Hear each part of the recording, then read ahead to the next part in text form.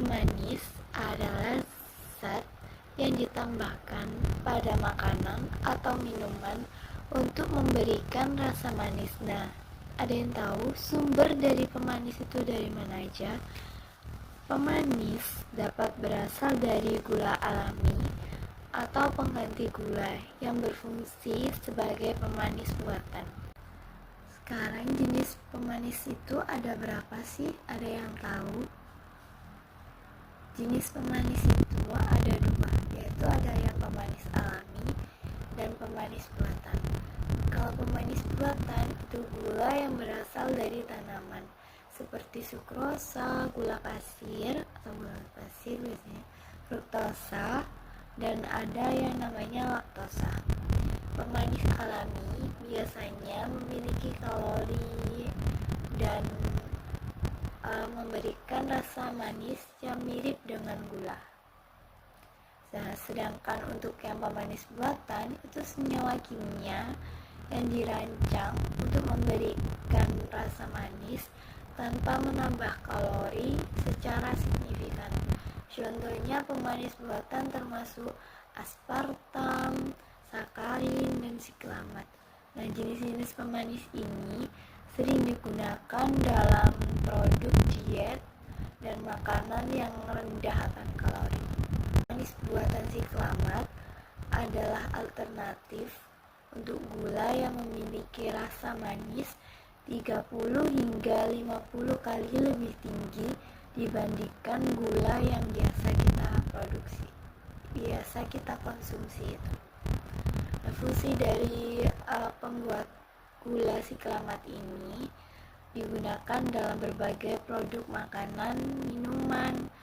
Nah, siklamat juga sering dipilih karena harganya itu relatif murah dan stabil saat dipanaskan. Ibu akan menjelaskan tentang struktur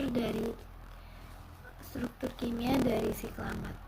Nah, siklamat ini terdiri dari gugus sikloheksil, atau biasanya disebut cincin sikloheksana yang terikat pada gugus sulfamat yaitu SO3Na. Kemudian ada atom nitrogen yang menghubungkan cincin sikloheksil dengan gugus sulfamatnya. Nah, jadi di gugus sikloheksil itu yang cincinnya ada 1, 2, 3, 4, 5, 6 segitu terikat sama gugus SO3Na. Nah, di tengah-tengahnya itu dihubungkan dengan atom nitrogen yang disebut itu atom N itu. Selanjutnya ada mekanisme rasa manis dari siklamat. Nah, siklamat itu berinteraksi dengan reseptor rasa manis di lidah.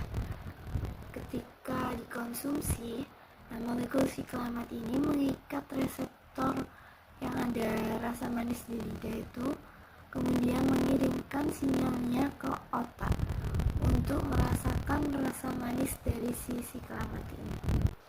Selanjutnya yaitu keunggulan dari siklamat.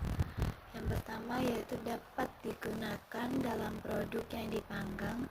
Yang kedua, tidak meninggalkan rasa pahit di lidah. Dan yang terakhir yaitu biaya produksinya lebih rendah dibandingkan dengan gula yang alami. Tapi dalam penggunaan siklamat ini ada efek sampingnya. Ya, di antaranya dapat meningkatkan tekanan darah yang dapat berpotensi berbahaya bagi individu dengan masalah kardiovaskular. Yang kedua, penggunaan siklamat dalam dosis tinggi juga dapat memicu kanker. Dan yang terakhir ada meningkatkan risiko dari bayi lahir yang prematur. Nah, selanjutnya ibu ada satu studi kasus dari luar negeri, yaitu Singapura tarik 2 produk kacang yang beresiko memicu kanker. Nah, ada yang tahu kenapa kacangnya ini ditarik sama negara Singapura. Nah, sekarang yang dijelaskan kasus ini itu menyoroti pentingnya pengawasan dan pengendalian mutu produk pangan dari kacang yang terutama menggunakan bahan tambahan seperti pemanis buatan. Nah, karena kacang ini itu mengandung pemanis buatan yang bernama itu siklamat namanya. Kemudian penggunaan siklamat ini dan pemanis buatan lainnya harus diatur dengan jelas dan tegas.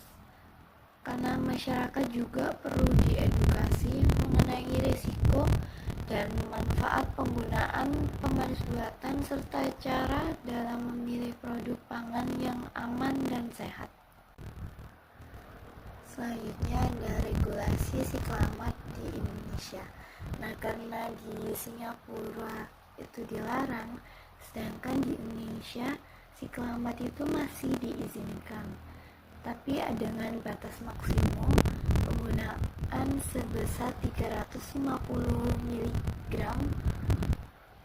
atau per kilo pada produk siap yang dikonsumsi. Nah, BPOM juga mengawasi penggunaan dari siklamat ini untuk memastikan keamanan konsumsi.